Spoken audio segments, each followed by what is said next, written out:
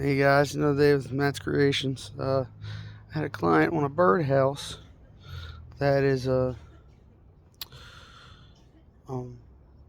15, 11 inches deep, and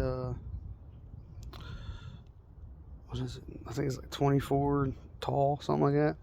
It's like the biggest freaking birdhouse I've ever built so far.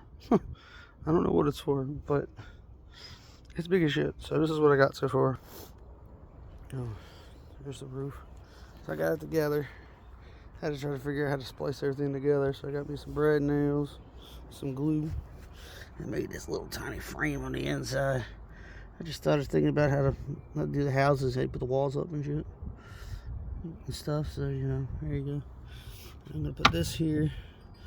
So when I put the roof on, it will have something, put these clamped together, and then have something for the hinge to screw into, so they can open and close it. And then here is the bottom. And I just did use 3, like normal. So hopefully it'll be able to try to keep the lines with the same board. And just boom, boom, the bottom. A little landing piece.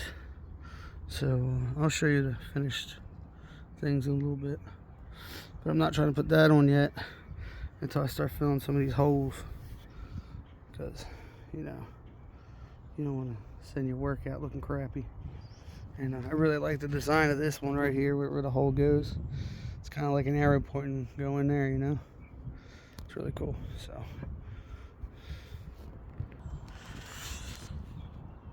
here's the finished product.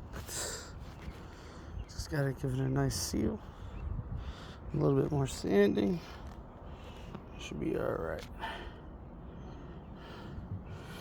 Big old, I don't know what kind of bird it is. Maybe an owl. I don't know. Got the hinges on there. Ain't too shabby.